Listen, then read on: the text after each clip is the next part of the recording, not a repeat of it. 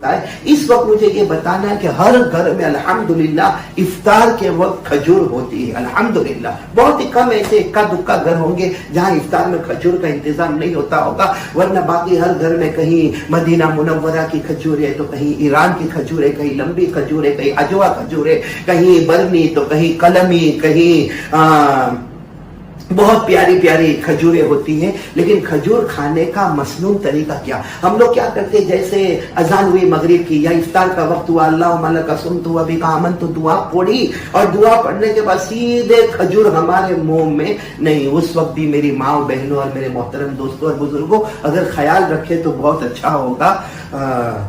کھجور اگر کھانے کا کیا مسنون طریقہ ہوتا ہے، کھجور کھانے کا مسنون طریقہ کیا ہوتا ہے وہ میں آپ کو بتانا چاہتا ہوں. اللہ تعالی ہم سب کو دیکھو ہر سنت پر عمل کرنا، ہر سنت پر عمل کرنا، کیونکہ ہمارے نبی صلی اللہ علیہ وسلم سے محبت کا طریقہ یہی ہے. امام مالک رحمت اللہ علیہ نے فرمایا حضرت نوح کی کشتی میں جو بیٹھے، حضرت نوح علیہ السلام نے کشتی بنائی تھی، جو کشتی میں بیٹھے وہ بچ گئے اور جو کشتی سے باہر گئے وہ ڈوب گئے. جو کشتی میں بیٹھے وہ بچ گئے اور جو کشتی سے باہر گئے وہ ڈوب گئے. بس امام مالک رحمت اللہ علیہ فرماتے ہمارے نبی صلی اللہ علیہ وسلم کی سنتوں کا حال یہ ہے کہ جو سنتوں پر آ گیا وہ ایسے جیسے حضرت نوح علیہ السلام کی کشتی میں بیٹھ گیا، کنارے پر پہنچ گیا، اور جس نے سنتوں کو توڑا وہ ایسا ہے جیسے حضرت نوح کی کشتی کے باہر گیا اور پانی میں ڈوب گیا. تو میں بات کر رہا تھا آپ کو کھجور، دیکھو جیسے میرے ہاتھ میں یہ کھجور ہے. کھجور کھانے کا مسنون طریقہ یہ ہے جو ہمارے آقا صلی اللہ علیہ وسلم کے کھانے کا طریقہ تھا. اور اس سے سوچو ہمارے نبی نعمتوں کی کتنی قدر کرتے تھے. سب سے پہلے ہمارے نبی کھجور کو کھولتے تھے. دیکھو میں نے آپ کے سامنے کھجور کھولی تو یہ کھجور کو کھولنا گویا ایک ہمارے نبی کا طریقہ ہو گیا. پھر اس کے بعد ہمارے نبی بیج کو نکالتے تھے، جیسے یہ بیج نکلا اور اس کو چوستے تھے. یہ ہمارے نبی کھجور کو چوستے تھے.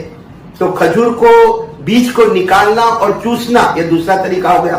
پھر ہمارے نبی اس کو اپنی 2 انگلی پر رکھ لیتے تھے، 2 انگلی پر، ایک روایت میں 2 انگلی، ایک روایت میں انگوٹھے کا بھی ذکر آتا، اور پھر اس کو دسترخوان پر پھینک دیتے تھے. وہ بیج کو دسترخوان پر پھینک دیتے تھے. اب باقی جو کھجور ہے پھر ہمارے نبی کھا لیتے تھے. اگر ہم اس کو تھوڑا تھوڑا الگ کریں تو سوچے کھجور کھولنا ایک سنت، پھر بیج کو نکال کر چوسنا دوسری سنت، پھر اپنی انگلیوں پہ رکھنا تیسری سنت، اور پھر اس کو دسترخوان پر پھینک دینا یہ چوتھی سنت بیج کو، اور باقی کھجور کو کھا لینا پانچویں سنت. اگر ہم اس کو الگ کریں تو 5 اور 6 طریقے نکلیں گے. تو ایک طریقے پر 100 شہیدوں کا ثواب، تو انشاءاللہ ایک کھجور پر 500 سے لے کر 600 شہیدوں کا ثواب ہم کو نصیب ہو جائے گا.